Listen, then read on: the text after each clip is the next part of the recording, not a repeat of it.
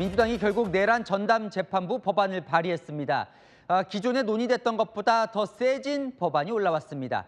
계엄, 그러니까 내란 전담 재판부뿐 아니라 3대 특검이죠. 김건희 여사나 최상병 관련 전담 재판부도 별도로 마련됩니다. 재판은 1심 6개월, 2심과 3심은 각각 3개월 내에 무조건 끝내야 하고, 내란 외환죄는 판사가 정상 참작 감경을 할 수 없고, 유죄 나오면 대통령이 사면 복권도 할 수 없습니다.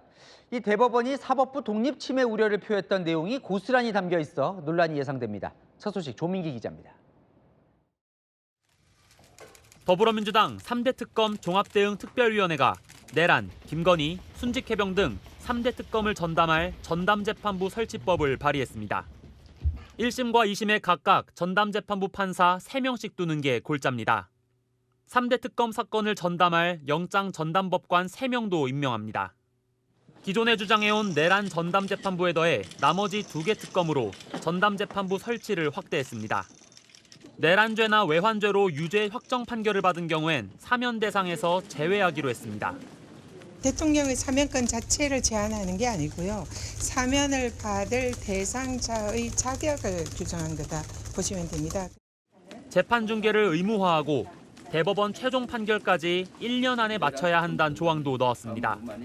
침대 축구를 하고 있습니다. 고속도로 100km 구간을 20km로 달려서 전담재판부 판사를 정하는 외부 추천위원회가 별도로 꾸려집니다. 판사회의와 대한변호사협회가 각각 4명, 법무부가 1명을 추천해 구성한 후보 추천위원회가 후보를 추천하면 대법원장이 최종 임명하는 방식입니다. 국민의힘은 반헌법적이라고 맹비난했습니다. 인민재판부 설치 법안 발의, 대한민국에서 헌정사에 단 한 번도 있기 힘든 반헌법적인 일들이 대법원 법원행정처는 앞서 사법권 독립을 침해할 우려가 있다는 취지의 사실상 반대 의견서를 국회에 제출한 바 있습니다. 채널A 뉴스 조민기입니다. 여당은 내란 재판을 맡고 있는 이 쥐기현 판사가 침대 재판을 하고 있다. 그러니까 늑장을 부린다고 비판하고 있죠. 법원이 쥐기현 재판부에 판사를 추가 투입해 재판 속도를 끌어올리기로 했습니다. 송정현 기자입니다. 윤석열 전 대통령 내란죄 재판을 맡고 있는 서울중앙지법 형사 25부. 지기현 부장판사 포함 3명의 판사가 있는데 법원이 판사 1명을 추가로 배치하기로 했습니다. 내란 사건 외에 기존에 배당된 일반 사건을 이 판사에게 맡기겠다는 겁니다. 재판부가 내란죄 사건에 집중할 수 있게 하겠다는 취지입니다. 지기현 재판부는 윤 전 대통령 외에도 김용현 전 국방장관, 조지호 전 경찰청장 재판 등 내란죄 사건 재판 3개를 맡고 있습니다. 기존에 배당된 일반 사건도 요청이 있으면 다른 재판부로 옮기는 방안도 검토하기로 했습니다. 민주당이 특별재판부 입법을 밀어붙이자 법원 차원에서 내란 재판 전담 체제로 운영하려는 겁니다. 여권이 요구해온 신속재판은 수용하지만 재판부 교체는 않겠다는 뜻으로 보입니다. 문영배 전 헌법재판소장 권한대행도 여당이 추진하는 내란 전담 재판부의 우려를 드러냈습니다. 문 전 대행은 피고인이 이의를 제기해 헌법재판소가 내란 전담 재판부의 위헌 여부를 판단하게 될 것이라며 논란이 지속될 수밖에 없다고 SNS에 적었습니다. 그러면서 담당 재판부가 신뢰성 있는 조치를 취하는 게 바람직하다고 덧붙였습니다. 채널A 뉴스 송정현입니다. 네, 아는 기자 이남희 정치부 선임 기자 나왔는데요. 내란 전담 재판부 법안 대법원이 사실상 반대했는데도 오늘 발의가 됐는데 오히려 더 세졌다고요? 그렇습니다. 더 세졌는데요. 2달 전 박찬대 의원 법안엔 특별재판부가 계엄 관련된 하나였습니다. 그래서 이름도 지금까지 내란 전담 재판부로 불렸던 거죠. 그런데 오늘 법안 발의된 걸 보니까요. 3개로 늘었습니다. 지금 3특검 하고 있는 내란 특검, 김건희 특검, 최상병 특검, 고스란히 별도 전담 재판부가 생깁니다.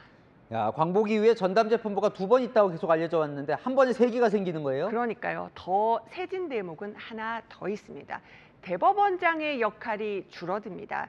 전담재판부 판사는요, 외부의 추천위원회가 추천을 합니다. 7월 법안 때는 그 추천위가 2배수로 추천을 하면 그중 한 명을 대법원장이 선택할 수 있었는데요. 오늘 법안을 보니까 대법원장의 선택권을 없앴습니다. 그냥 추천위가 1배수로 추천을 하면 대법원장은 무조건 임명을 해야 되는 겁니다.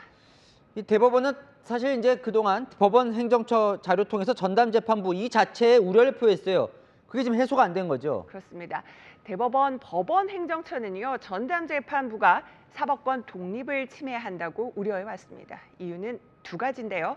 하나는 사건을 배당하는 건 법원 권한인데 재판 배정을 전담 재판부로 강제하는 것 자체가 독립성 훼손이란 겁니다.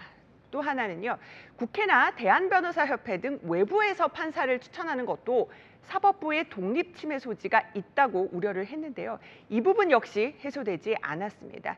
이 두 번째 우려에 대해서 민주당 삼권분립 위헌 소지 있다면서 국회 대신 법무부로 추천 대상을 바꿨습니다.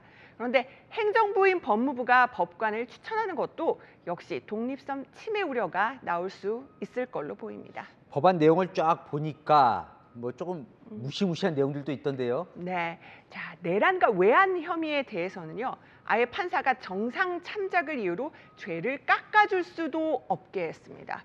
법원 행정처는요, 과잉 처벌이나 법관의 재량 제한 등을 우려했었는데 강행을 했습니다. 또요, 사면이나 복권, 감경의 대상도 안 됩니다. 그러니까 대통령이 사면할 수도 없도록 못을 콱 박은 겁니다. 대법원이 대통령 사면권 침해, 또 피고인의 평등권 침해 등을 우려했지만 그대로 들어갔습니다. 네, 이남희 선임 기자는 잠시 후에 또 만나서 이야기 나눠보겠습니다.